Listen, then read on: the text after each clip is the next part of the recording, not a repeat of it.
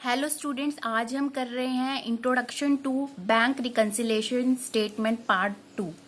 Bank reconciliation statement prepared होती है जब अकाउंट होल्डर को बैंक से ड्यूली कंप्लीटेड पासबुक मिल जाती है। जैसे ही उसको पासबुक बैंक से रिसीव होती है तो अकाउंट होल्डर क्या करता है, वो कैश बुक बैलेंस को पासबुक बैलेंस के साथ टैली करता है। अगर किसी भी तरह का कोई डिफरेंस होता है, जो आइटम कैश बुक में शो हो रहे होते हैं वो उसको चेक और टिक्ड करता है पासबुक के आइटम्स के साथ में, और जो अनटिक्ड आइटम होते हैं अनटिक्ड आइटम्स को वो पॉइंट ऑफ डिफरेंसेस ट्रीट करता है और उन सब पॉइंट ऑफ डिफरेंसेस को वो एक पेज पे नोट डाउन कर लेता है। इसको हम कॉजेज ऑफ डिफरेंसेस कहते हैं और इन कॉजेज ऑफ डिफरेंसेस के बेसिस पे ही बैंक रिकन्सिलिएशन स्टेटमेंट जो है प्रिपेयर की जाती है। बैंक रिकन्सिलिएशन स्टेटमेंट हम जो प्रिपेयर करते हैं वो balance as per cash book और बैलेंस एज पर पासबुक, इन दोनों में से कोई भी स्टार्टिंग पॉइंट हो सकता है। अगर हमने कैश बुक के बैंक कॉलम के अकॉर्डिंग बैलेंस के अकॉर्डिंग स्टार्टिंग पॉइंट लिया है, अगर हमारा स्टार्टिंग पॉइंट कैश बुक का बैंक कॉलम है तो इसका आंसर क्या होगा? इसका आंसर होगा बैलेंस एज पर पासबुक। उसी तरह से अगर हमारा starting point balance as per passbook है तो इसका जो आंसर होगा एंड में balance as per cash book होगा। ठीक है, अब balance as per cash book जो है वो डेबिट भी हो सकता है, क्रेडिट भी हो सकता है। सिमिलरली पासबुक का बैलेंस भी डेबिट भी हो सकता है, क्रेडिट भी हो सकता है। अगर कैश बुक का डेबिट बैलेंस है, इसका ये मतलब है कि बिजनेसमैन के बैंक अकाउंट में जो है बहुत ज़्यादा बैंक बैलेंस है, डिपॉजिट की अमाउंट जो है वो ज़्यादा है।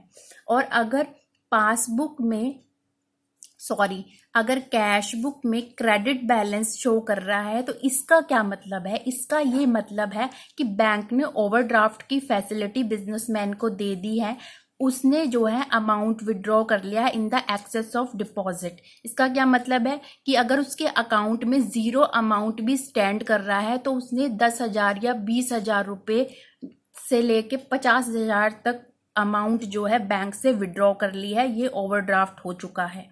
तो क्रेडिट बैलेंस जो है कैश बुक का उसको हम ओवरड्राफ्ट बोलते हैं। Overdraft balance as per cash book भी बोलते हैं। Credit balance as per cash book को overdraft balance as per cash book भी बोलते हैं। इसी तरह से अगर पासबुक का क्रेडिट बैलेंस है, ये क्या शो करता है? इसका यही मतलब है कि जो बिजनेसमैन का बैंक अकाउंट है उसमें बैंक बैलेंस बहुत ज़्यादा है, उसमें डिपॉजिट की अमाउंट बहुत ज़्यादा स्टैंड करती है। इसी तरह से अगर बैंक पासबुक का डेबिट बैलेंस है, इसका यही मतलब है कि बैंक ने ओवरड्राफ्ट की फैसिलिटी दी हुई है और जो बिजनेसमैन है उसने डिपॉजिट से ज़्यादा अमाउंट जो है विड्रॉ कर लिया है बैंक से। अगर पासबुक का डेबिट बैलेंस है तो उसको हम ओवरड्राफ्ट एज पर पासबुक भी बोलते हैं। अगर आगे इंपॉर्टेंट पॉइंट्स हैं, कुछ इंपॉर्टेंट पॉइंट्स में आप नोट करिए।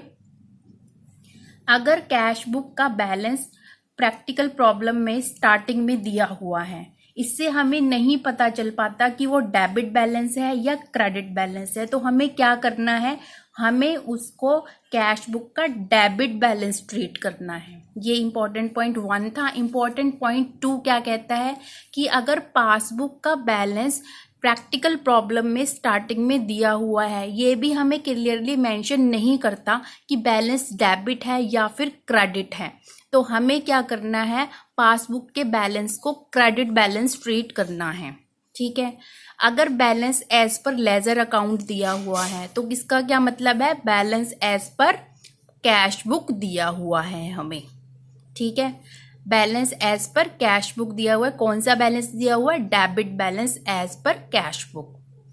बैलेंस एज पर पासबुक और balance as per bank statement दिया हुआ है, तो इसका क्या मतलब है कि बैलेंस एज पर पासबुक दिया हुआ है, बैंक बुक और बैंक स्टेटमेंट का बैलेंस है, तो इसका मतलब कौन सा बैलेंस है, बैलेंस एज पर पासबुक। कौन सा बैलेंस है, balance credit balance as per passbook. हाँ जी, जो बैंक रिकंसिलेशन स्टेटमेंट है उसको हम स्टार्ट कर सकते हैं नीचे दिए गए चारों बैलेंसेस में से किसी एक बैलेंस को लेके, जैसे कि debit balance as per cash book, credit balance as per cash book, debit balance as per passbook, credit balance as per passbook. इन चारों में से कोई भी एक बैलेंस को लेकर बैंक रिकंसिलेशन स्टेटमेंट स्टार्ट की जा सकती है।